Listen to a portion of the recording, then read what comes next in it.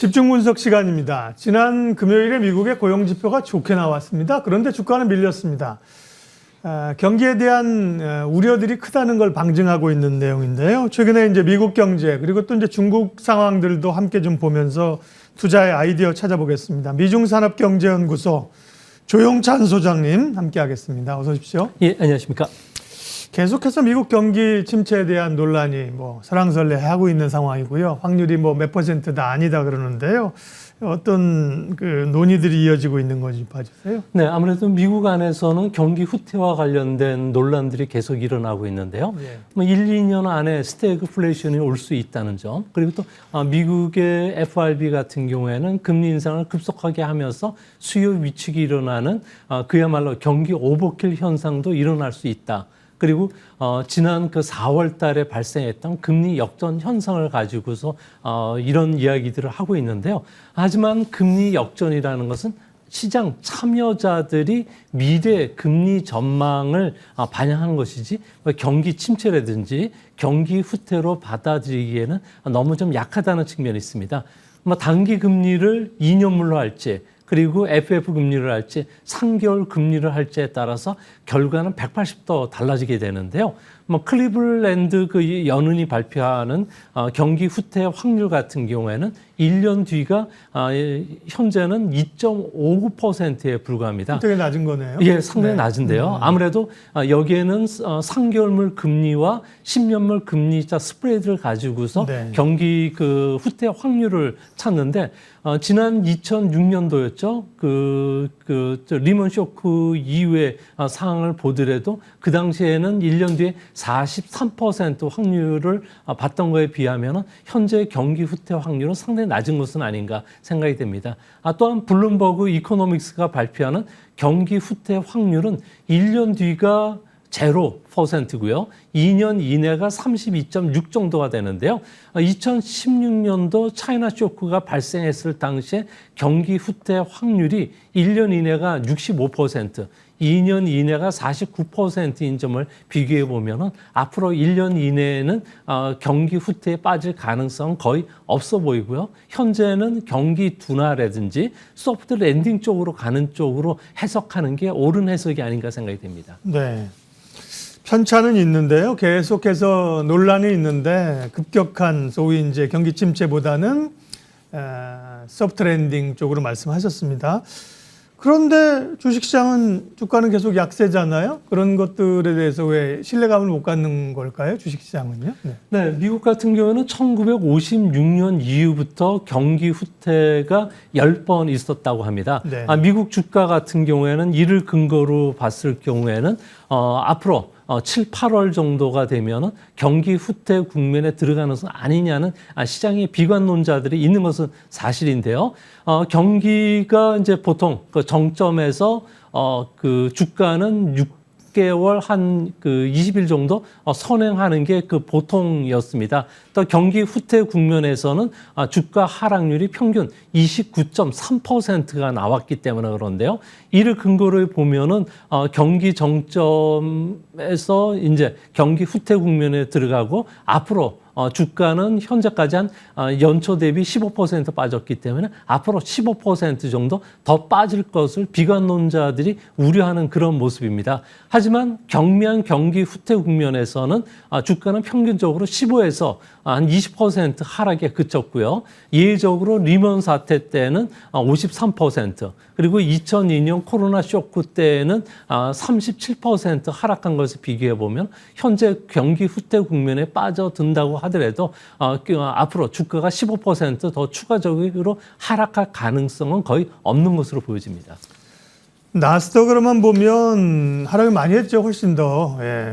거의 25에서 30% 빠졌을 거예요. 근데 이제 지금 말씀하신 건 아마 미국의 가장 중심된 지표인 S&P 기준으로 말씀하시지 않았을까 되는데요. 그렇게 보면 경미한 경기 후퇴기의 주가 하락률 지금 수준이라고 하는데, 그러면 과거에 경기 후퇴기에 빠졌을 때는 주가가 얼마나 더 내렸습니까? 네, 주가나 금리만 가지고 정확하게 경기 후퇴 국면이라든지 얼마 더 빠질 것인가를 예측하는 것은 사실상 불가능합니다.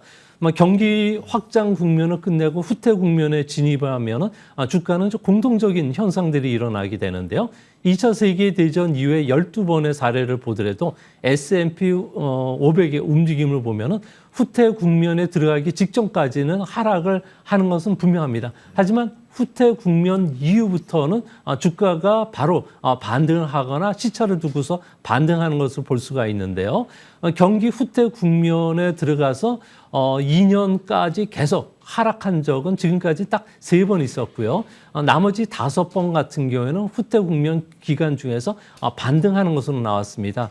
결국 경기 후퇴 국면에 들어가면은 아무래도 장기 금리 상승 압력으로 인해서 압력이 좀 꺾이게 되겠죠. 이 때문에 라팔 그 보스틱 애틀랜트 연은 총재 같은 경우에는 이제 일시적으로 금리 인상을 중단해야 됐다는 이야기도 이 때문인 것으로 보여지고요. 이 때문에 앞으로 경기 후퇴 국면에 들어간다고 하면은 주가를 오히려 싸게 살 수 있는 기회가 되지 않을까 생각이 됩니다. 아니 경기가 침체 국면에 빠지면 주가가 떨어지는 게 당연한 이치일 것 같은데 오히려 경기 후퇴기에 주가가 올랐다. 네, 주가는 아무래도 그 경기에 1년 내지 6개월 정도 선응을 하기 때문에 그렇다고 합니다. 그러니까요. 안 좋을 걸 예측해서 주가는 먼저 빠지고 경기가 돌아서기 전에 주가가 먼저 터닝을 하기 때문에 그런 시차가 있기 때문인 것 같습니다. 경기가 이제 후퇴 국면에 빠졌을 때 얘기하셨는데 전반적인 기조는 그렇게 경기 침체로까지는 가지 않고 경미한 후퇴, 소프트 랜딩을 아까 얘기하셨잖아요. 그 근거를 조금 더 얘기해 주세요. 네, 그 소프트 랜딩에 대한 근거는 아무래도 인플레이션이 4월을 그 정점으로 해서 이제 꺾이기 시작했다는 거고요. 또 시장 같은 경우에는 FF 금리의 그 터미널 레이트라고 해서 금리 천장은 2023년 내년이 되겠죠. 3.5%로 예상해 왔다가 최근에는 3% 전후까지 떨어졌다는 겁니다. 이렇게 되면 실질 금리는 1%에 불과하게 되고요. 미국의 잠재 성장률은 2%인 점을 비교해 보면 경기 침체에 빠지지 않는다는 겁니다. 일반적으로 실질 금리가 주가에 더 큰 영향을 끼쳐 왔고요. 또 실질 금리가 떨어진다면은 성장률이 높아지게 되고요. 또 실적이 증가하는 만큼 주가 수익비율도 높게 올라가기 때문에 주가도 상승하는 그 논리가 쓴다고 합니다. 이 때문에 금리가 이제 종착점에 도달하고 있는 이런 상황 속에서는 또 중국이 경기가 바닥권을 통과하는 이런 시점인 점을 고려해 봤을 경우에 현재 주가 하락은 이제 어느 정도 다 정점에 와 닿지 않았나 그렇게 판단이 됩니다. 네. 그러니까 급격한 경기 침체에 대한 우려는 크게 할 필요는 없다는 말씀이신데 다만 지금의 이 인플레이션이 아직까지 꺾이지는 않았고요. 피크아웃 얘기하셨지만 그래도 레벨 자체가 높다는 거거든요. 그에 따른 금융균축의 빠른 이 속도 이 영향이 어쨌든 경기나 시장에 계속 영향을 당분간은 미친다고 봐야 되는 거 아닙니까? 네, 아무래도 고용 환경이 계속 좋은 상황이고요. 또 유가라든지 월세, 또 임금 상승이 계속 고공행진을 하고 있는 상황입니다. 여기에 제로 코로나 정책으로 인해서 정말 중국이 실제 공급망 훼손까지 일어난다면 미국의 비용 상승, 인플레이션 압력을 언제든 되살아날 수가 있다고 합니다. 이런 최악의 상황에서는 연준 같은 경우에는 FF 금리를 4%까지 올릴 가능성이 크게 되는데요. 이렇게 되면 실질 금리가 잠재 성장률을 웃돌기 때문에 아무래도 주가에는 악영향을 끼칠 가능성이 큽니다. 좀 다행스러운 것은 이번 주말에 발표되는 소비자 물가 지수 같은 경우에는 4월과 5월이 비슷한 5.8% 정도로 예상이 되고요.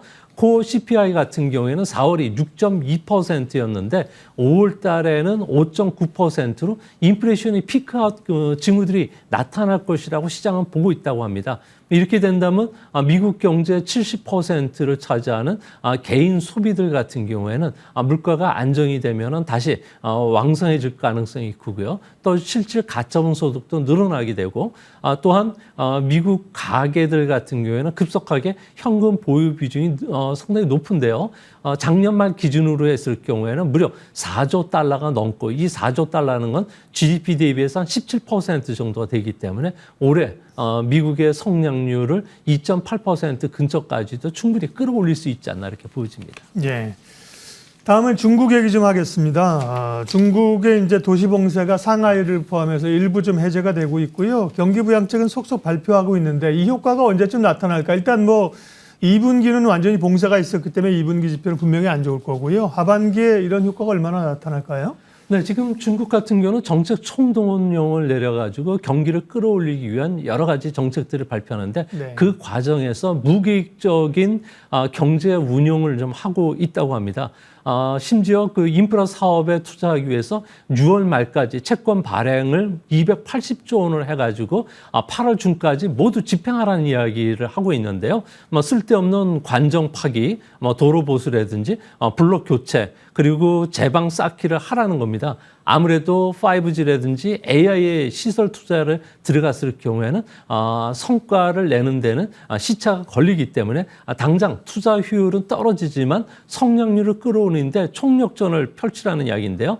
아무래도 중국을 비롯해서 세계 경제학자들 같은 경우에는 2분기 중국의 성장률이 마이너스에 빠질 수도 있다. 또 중국에 힘이 있는 부처라고 할 수 있는 발전기업위원회라든지 재정부 같은 경우에는 2분기가 1.5% 내외로 떨어질 수 있다는 경고음을 냈기 때문에 그런데요. 아무래도 시주석의 상기 그 연임을 위한 분위기 조성을 위해서라도 2분기를 바닥으로 해서 3분기, 4분기는 분명히 중국 증시뿐만 아니라 경기 회복도 빨라지지 않을까 보여집니다. 네.